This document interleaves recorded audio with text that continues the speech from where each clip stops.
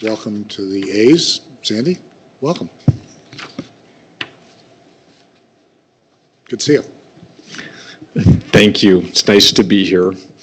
We've had a lot of meetings where we've gone through some long documents. I think today is going to be a little more fun. And a few things. One, thanks for recognizing Mark Medane. We're just super pleased that he's agreed to join us. We have a lot to do on our project, and he's going to really be a great addition. And we appreciate him taking on the lead. I can say also, I'm still going to remain involved, and you guys will still see me. So we have enough work for all of us, probably. Thanks for getting the oversight committee formed and seated. We really appreciate that, and we're looking forward to engaging on that right away. A couple of updates. The team has, it's been a little while since we've been together in person, and we've extended our manager. We've signed a couple of players. We have some other news coming, so there's a lot of positive things going on with the A's. They're in spring training in Arizona right now, and the mood of the team is, I think, really very positive. I want to mention that we're going to begin our priority access campaign for tickets starting on Saturday at 9 o'clock on the internet. If you go to athletics.com/Vegas, people can sign up. There is the ability for Clark County residents to have a priority access position for tickets, and that'll start on Saturday. With that, I'm really excited to have the chance to introduce two of our architects, Frankie Sharp and Emily Luchar. And Frankie is the director of sports for the Bjarke Ingels Group. Bjarke Ingels Group is our lead designer. And Emily is the director of interiors with HNTB. HNTB, of course, was very involved with Allegiant. And they're going to serve as our architect of record and also our sports hospitality designer. And they're each going to talk a little about what's going on here. You're going to see a bunch of slides today. You're only hearing from Frankie and Emily, but I just want to say there's more than 100 design professionals that have been working on what you're going to see today. That process began in earnest really right after SB1 was passed in June of 2023. And we did a design competition and then brought HNTB and Bjarke Ingels Group together. And the work you're going to see today represents many thousands of hours of labor from a large team, all of whom have been devoted to trying to come up with something that's going to be truly spectacular for Las Vegas. Thanks. I'll just say finally, thanks for having us and for all of the engagement and support over our journey here together in the last 18 or more months. So with that, I think Frankie's going to start. Thank you. Welcome. Good afternoon. Thanks for being here. Good afternoon. Just want to start by saying thank you to all of you as well. Echo Sandy's comments for having us. Incredibly excited to share what we've been working on with all of you today. I do also want to say quickly, I think tomorrow is when the website goes live, not Saturday. So if you go on there for your priority access, you would be late, and we want everybody to have access to this beautiful venue. So just going to start by clarifying that, but I'm going to dive in quickly to the concept of the building, describe what our thought process was architecturally, certainly for the bowl and the sports side of this, and then I'll let Emily, who's my colleague, dive into some of the interior spaces and give you guys really the first look on how this is coming together from an experiential standpoint. So if I just click through these slides, maybe click through these slides. Thank you. I think anytime that you're starting a process for design in Las Vegas, it's important to just understand the context of what you're designing in. It's the entertainment capital of the world. Certainly the site that we have on the Las Vegas Strip is important for everyone to just appreciate, potentially grab views of, have people experience as they're coming to the ballpark and spending an afternoon on the site. So that was really one of the first things that we took into account. Of course, you also couldn't forget the climate of Las Vegas. We're talking about a summer sport as the primary occupant. So really want to make sure that fan comfort, player comfort, staff comfort anyone who's in the ballpark is really comfortable and has a first-class experience.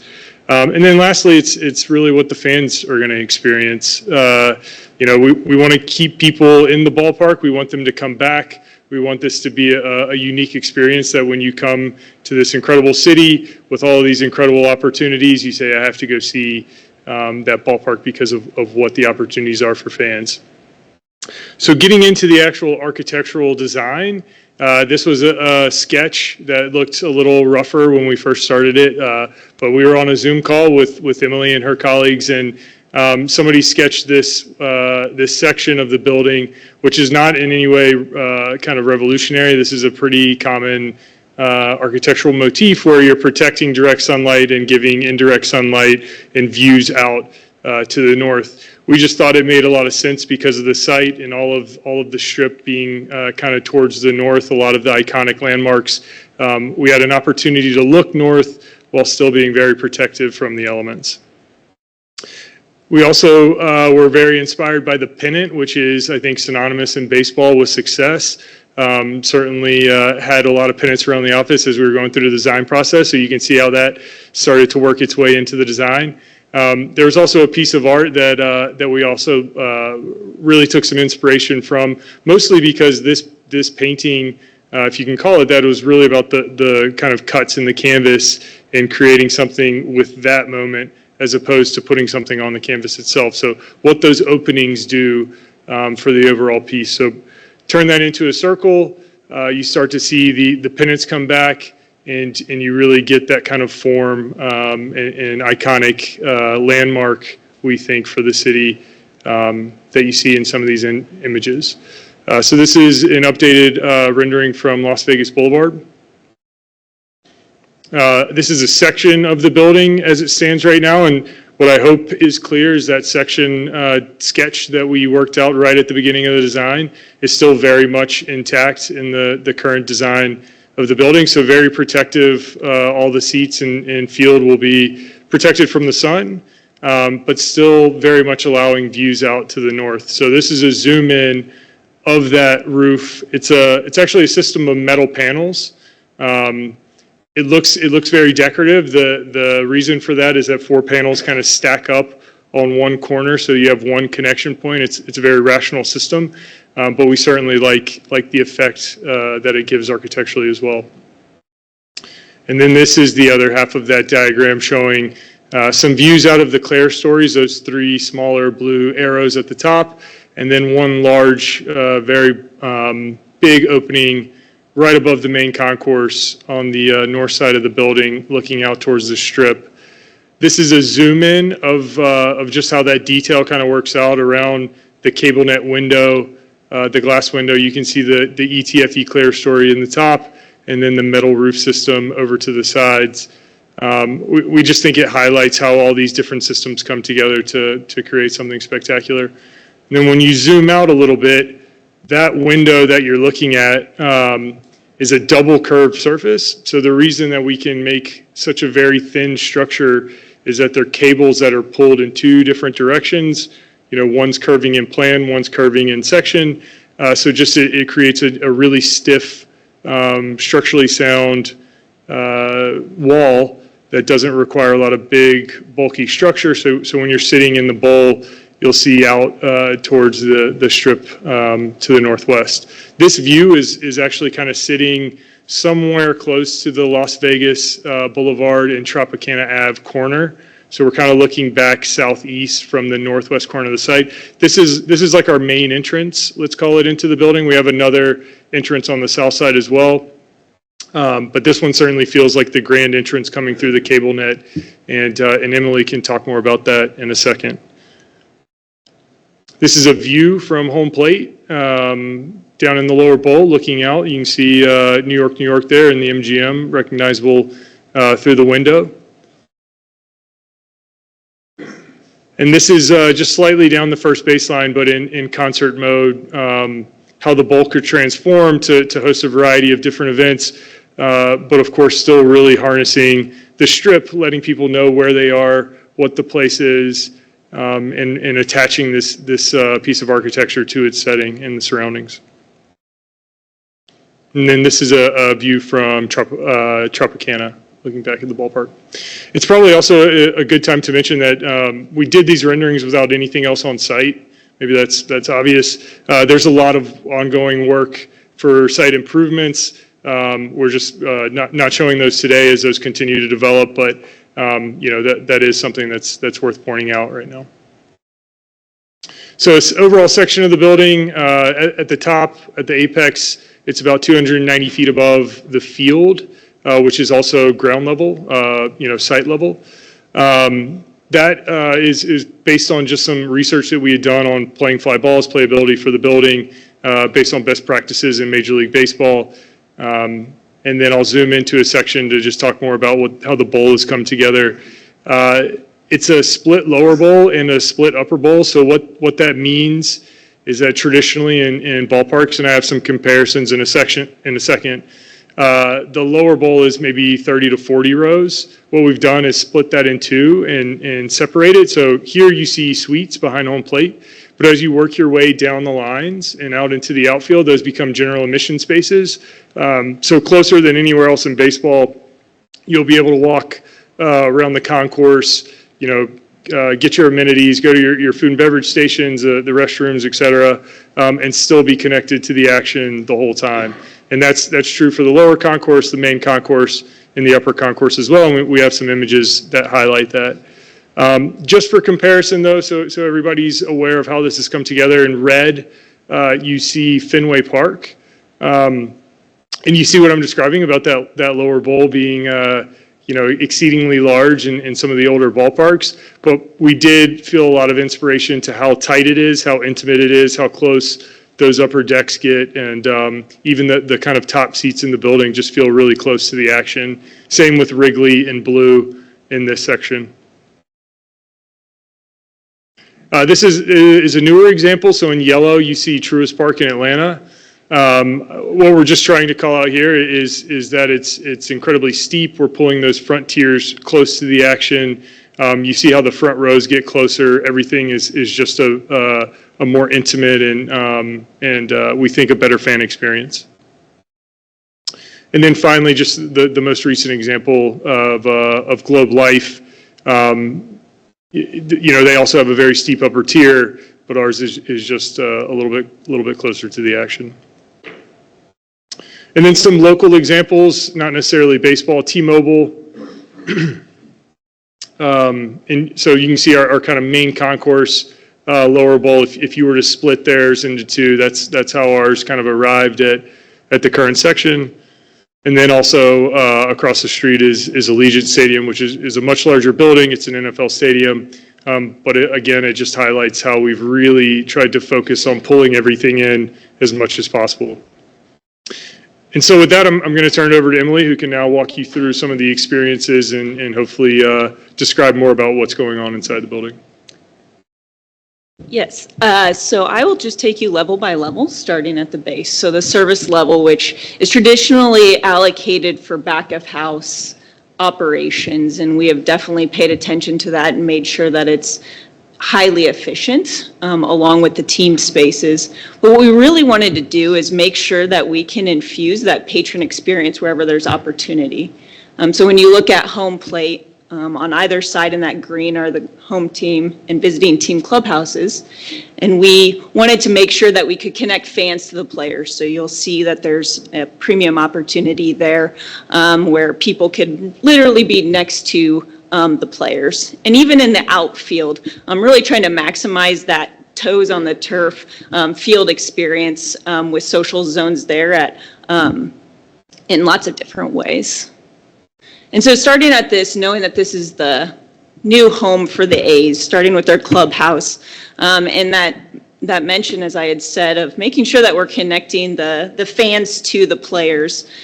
We think about these spaces, these interior environments, and really making sure that there's enhanced food and beverage experiences that are unlike anything other, and making sure that that experience is memorable for all fans.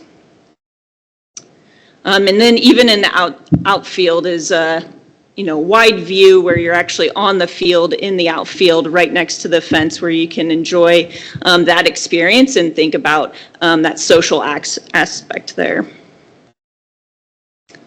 And then on the lower concourse level, so this is right below where Frankie was mentioning that entry point for patrons, is that 20 rows back where all fans can actually be so close to the action. And thinking about that in different seating experiences, so that you've got throughout the ballpark 17 plus different seating environments, 9 different social zones and club areas, different group seating products that are in the 20 range, but really trying to think about how you can socialize, get your food and beverage, as well as still be game connected. And then even in the outfield, where the bullpens are, we looked at how we could stack those 2 bullpens and really surround that with patron experiences. So there's going to be seats, standing zones, a really social environment, again, while you're still connected to the game itself. And as you go up a level on the main concourse, this is, again, where patrons are entering into the building at that glass wall on the north as well as on the south. I think a key thing to point out is on both concourses, we're very conscious of making sure that there's a 360 circulation so that it's a seamless entry, walk around the ballpark experience, each of the food and beverage zones. Another thing, as Frankie was mentioning with the seating bowl, of breaking that seating bowl, it allows that whenever you're in the concourse, you always have a view back to the field. So you never leave that game connected environment, which I think is so key to just making sure that you're always in that lively experience, as well as still getting the amenities, restrooms, food, etc. Throughout the game. And so when you look, this would be right past that glass wall on the south, or on the north, but you're right at the main entry, and one of the key things here is pointing out that as a fan, you can actually see the entire seating bowl. You can see every level, and so it really orients you if you're a first time coming to the ballpark. It kind of drops that guard of nervousness of where you're going. That was a really key intentional thing that we thought about in terms of how people circulate and make sure that that's a seamless and really positive experience. So this would be, if you were to look left, you can actually see those escalators. Those escalators take you to each of the levels above main concourse. Again, just making that really an intuitive way to experience the ballpark and get around as a fan. This is at the south entry. Similar, where you enter in, you can see that there's escalators taking you up to the upper concourse. But also you can see off to the left, that's a view. You're actually connected right to the rest of the field, where you can, hear the noise of the crowd and actually experience that. I think what we're so excited about with this building is because it's fully enclosed to make sure there's fan comfort, that actually allows you freedom to do non-traditional things that you might see in a ballpark because you don't have to deal with the indoor-outdoor environment. I think a key thing too, as we looked at each of these phases, was really maximizing the daylight so you still felt like you were outside even though you're inside. So this is a view at that south, so right after you came in from that entry, there's actually this social zone where you can get food and beverage. It's terrace seating where people can stand, hang out. You've got a variety of different seats throughout there with food and beverage amenities, all while you're connected right to the game off to the right there. And then when we think about the main concourse with the food and beverage and restrooms, we spent a lot of time thinking about making sure that those flow really well. It's going to be a lot of fans. You want to make sure that that's seamless food and beverage. As we work through that, we'll make sure that we've provided a framework that can take on the newest technology for food and beverage transactions, as well as any partnerships when we think about different types of food and beverage offerings throughout there. I think too, as we were working through both the exterior, interior together with the building, was making sure that these food and beverage zones actually are deep enough where you can be out of the fray of circulation, where people can still socialize, take a moment to grab food and beverage, And still, again, as you see in that view, you're actually still connected to the game itself. So you're never disconnected from that ballpark experience. And then going up a level at the terrace level, similarly, this is, I think an opportunity where when you think of the outfield, it is the unique area where you can really have a lot of fun with different seating experiences.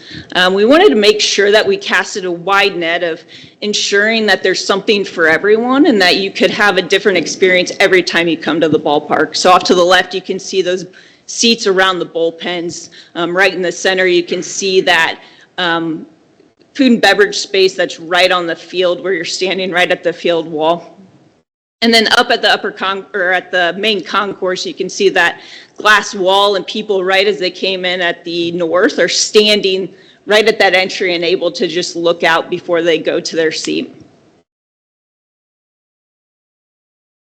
And then going up to the upper concourse, though you can see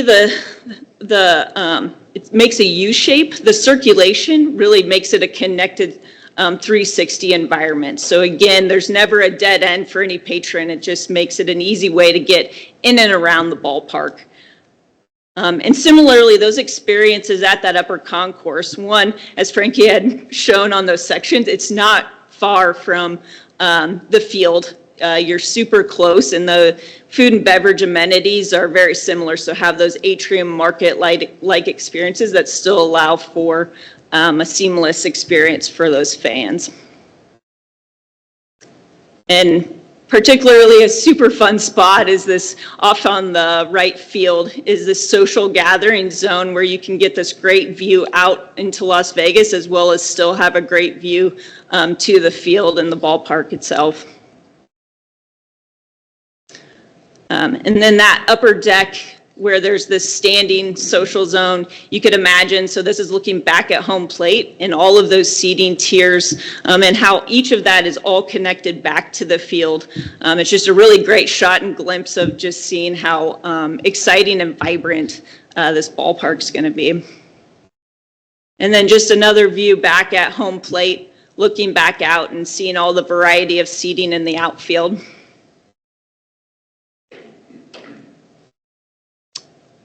And then I'm just going to run through some of the renderings you saw at the beginning, but definitely if you guys have any questions, I know I ran through that quickly. And as Sandy had mentioned, it's been 1.5 years in the works of really working through all the details, ensuring that everything works well and that we've really considered all fan types, locals, and visitors alike.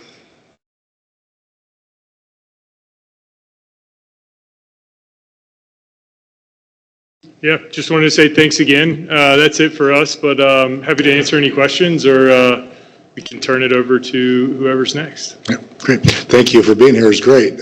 Questions from the board? Looks awesome. Yeah, it is really great. One quick question. Do you have a seat count yet? Or still working on that? Yeah, I should have said that. 30,000 seats with 3,000 standing room positions in a lot of those social spaces that you saw. So 33,000 total capacity. Yeah, terrific. Great. Thank you very much. Thanks for your work. We look forward to seeing that actually take place. Thank you.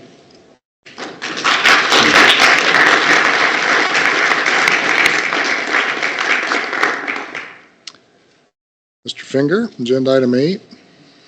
Mr. Chair, the pace of development predicts April earth movement, June foundational work on the project. Our fiscal year, as I mentioned earlier, ends June 30th. I referenced the football revenue stream earlier, told you there'd be a baseball revenue stream that showed up later. And I'll remind you from earlier presentations, there's a sports entertainment improvement district that's created on the footprint of this project. It captures taxes and fees generated by it, and that money is used for the public contribution to the ballpark. So with all of that said, we start to get taxable activity through the placement of insurance policies, through the introduction of construction materials and the associated sales tax. So agenda item 8 asks you to augment the fiscal year 2025 budget. When we started this fiscal year, we weren't ready for the pace and didn't have a budget ready for this. And it just allows for the collection of revenue should they be introduced in this fiscal year and the potential expenditure towards the project. You will see this manifest more meaningfully, this being the project and the budget in the fiscal year 2026 budget that I bring to you in May. This is an action item and staff recommends approval. If there are no questions, I'd entertain a motion to approve. Tommy Wright, motion to approve. And a second?